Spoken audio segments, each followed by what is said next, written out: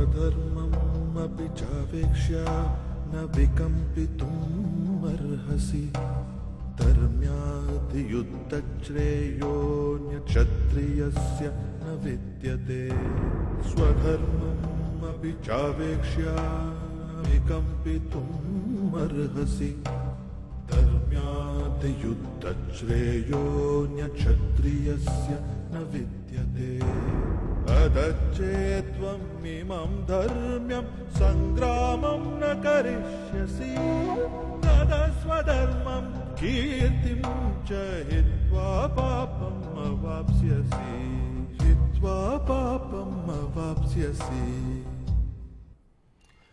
Providing urban amenities to the rural areas. ताउम्र जितना कमाया उतना कलाम साहब ने इस प्यूरा नाम की एक संस्था के नाम कर दिया ताकि आगे पीछे कोई ना था। पूछा गया कि आपने ऐसा क्यों किया, कहा कि कोई नहीं है, सरकार ताउम्र खर्चा वहन करेगी तो फिर ऐसे में क्या, ये भी खर्चा वहन हो जाएगा। लेकिन जो है कम से कम गाँव के लिए हो, छोटे बच्चों के लिए हो, विकास के लिए हो, और ऐसे ही किस्सों के साथ कलाम साहब को याद किया जाता रहेगा। जगदीश जी, इन किस्सों की फहरिस्त को अगर आगे बढ़ाया जाए कलाम साहब के लिए। देखो अश्विनी जी, मैं एक बात कहना चाहता हूँ कि जिस तरीके से हमारे पत्रकारिता का कहा जाता है कि हिंदुस्तान की आज़ादी का आंदोलन और इस देश में हिंदी पत्रकारिता का जागरण या स्थापना, ये दोनों पैरेलल घटनाएं हैं। उसी तरीके से हिंदुस्तान में जो मिसाइल और साइंटिफिक रिसर्च को जो है वो कलाम साहब के जीवन के साथ चला। इसलिए पूरी की पूरी हिस्ट्री जो हमारे यहाँ साइंटिफिक रिसर्च और डेवलपमेंट और इन सब चीज़ों के लिए, वो केवल मिसाइल के लिए नहीं है जी, वो पूरी की पूरी कलाम साहब की लाइफ के साथ जुड़ी रही है। और अब किस स्टेज पर है वो अभी थोड़ी देर पहले सुनील जी ने बताया था कि क्रायोजेनिक इंजन को डेवलप करने के लिए कितनी मेहनत की गई थी और कितना हमको विरोध सहन करना पड़ा दुनिया का। यहाँ मतलब उस क्रायोजेनिक इंजन में ये डेवलप तो नहीं कर रहे, इस बात की भी CID होती थी कि ये कहीं डेवलप नहीं कर लें। आज ब्रिटेन के 5 सैटेलाइट हिंदुस्तान के क्रायोजेनिक इंजन से रवाना हो रहे हैं, तो इस बात का गौरव जो है वो भारतीय महसूस कर सकता है जो सचमुच में हिंदुस्तान के बारे में सोचता है। देखिए, ये मिसाइल का जो प्रोग्राम है ये बेसिकली कलाम साहब ने जानवरों के जो दबड़े होते हैं ना गाँव में, उसमें एक टिन शेड के अंदर शुरू किया था। आप अंदाजा करिए भारतीय साइंटिफिक रिसर्च और मिसाइल की जो पूरी की पूरी हिस्ट्री है वो कैसे चालू हुई थी। और इनके पास ऐसा भी साधन नहीं था कि जो फर्स्ट मिसाइल इन्होंने छोटी उसको टेस्ट के लिए ले जाना पड़े, तो साइकिल के मरगाड़ के ऊपर रखकर लेकर गए थे। वाहन नहीं था इनके पास।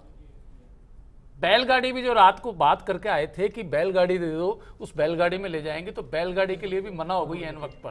पता नहीं क्या करेंगे, पता नहीं वो फूट जाएगी रास्ते में तो हमारी बैलगाड़ी चली जाएगी, बैल मर जाएंगे, मतलब इस तरह की जो आशंकाएं गाँव में छोटी छोटी। लेकिन विज्ञान के प्रति जो लोग डेडिकेटेड थे उन्होंने इस काम को किया। संघर्ष की दास्तान, मेहनत की दास्तान। साइकिल पर रख के लेके गए और समुद्र के किनारे जाकर उस पहली मिसाइल का उन्होंने टेस्ट फायर किया। वहां से लेकर आज तक हमारे यहाँ मिसाइल की जो पूरी की पूरी हिस्ट्री है साइंटिफिक रिसर्च की, उसमें एक K सीरीज की मिसाइलें हैं। वो K सीरीज है कलाम साहब के नाम पर। वो मेराइन मिसाइल्स डेवलप की गई हैं K सीरीज की, जिसमें कि पनडुब्बी के अंदर से पानी से लेकर निकलने वाली ऐसी मिसाइल है जो कि पृथ्वी पर भी मार कर सकती हैं, और पानी के अंदर तो कर ही सकती है, लेकिन पानी से पृथ्वी पर और पानी से आकाश में तीनों तरफ मार कर सकती है मेराइन से। तो ये इस तरीके की जो रिसर्च है ये बहुत कम देशों के पास उपलब्ध है। हिंदुस्तानी ताकत को नए आयाम दिए कलाम साहब ने। बीकानेर से जाकिर साहब और खालिद कुरैशी साहब हमारे साथ जुड़े। जाकिर साहब,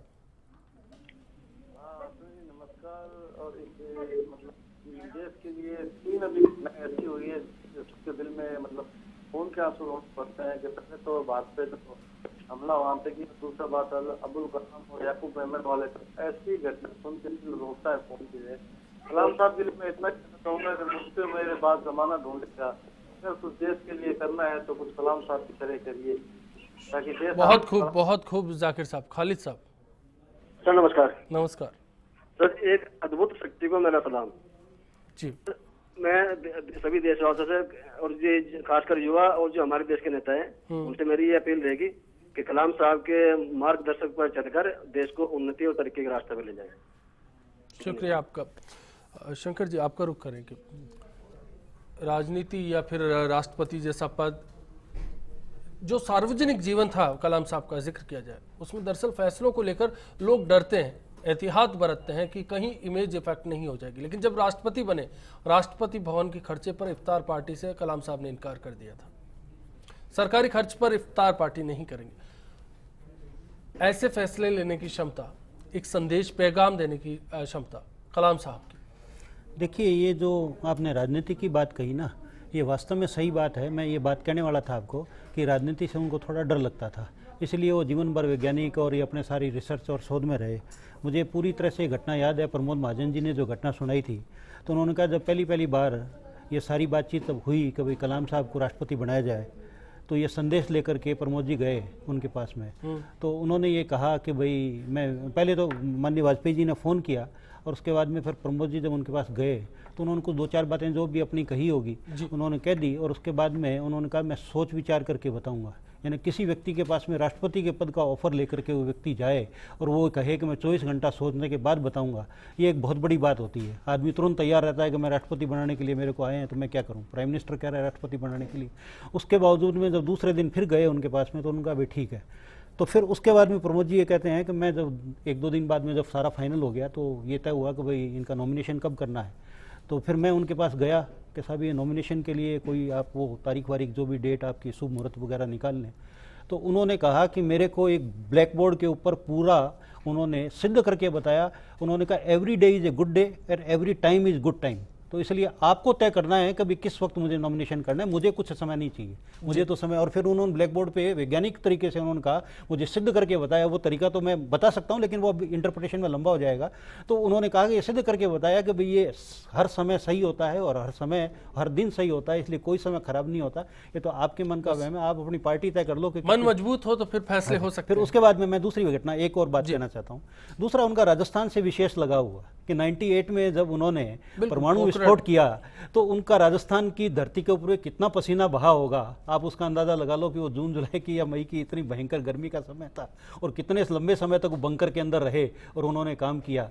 तो 1998 में जो ये परमाणु 2 जो हुआ तो वो राजस्थान में जो हुआ उसका श्रेय भी कलाम साहब को जाता है और राजस्थान की धरती पे हुआ, इसके लिए हम गौरवान्वित अपने आप को महसूस करते हैं। और उस बाद में वाजपेयी जी और सब लोग आए और देखने के लिए, उस वक्त तक तो वैज्ञानिक थे। उसके बाद में ही वाजपेयी जी के दिमाग में ये सब घटनाक्रम चालू हुआ कि इनको एक राष्ट्रपति बनाना है और फिर राष्ट्रपति तक पहुँचे वो। बिल्कुल, चर्चा को जारी रखेंगे। ब्रेक का कॉल है, ब्रेक पर जा रहे हैं। कलाम साहब एक दमदार शख्सियत। स्वधर्ममपि चावेक्ष्य न विकम्पितुम् अर्हसि धर्म्याधियुद्धश्रेयोऽन्यक्षत्रियस्य न विद्यते।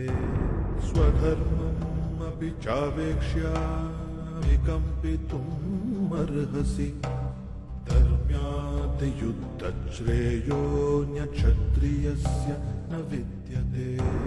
अदच्चेत्त्वम् इमं धर्म्यं सङ्ग्रामं न करिष्यसि तदस्वधर्मं कीर्तिं च हित्वा पापम् अवाप्स्यसि।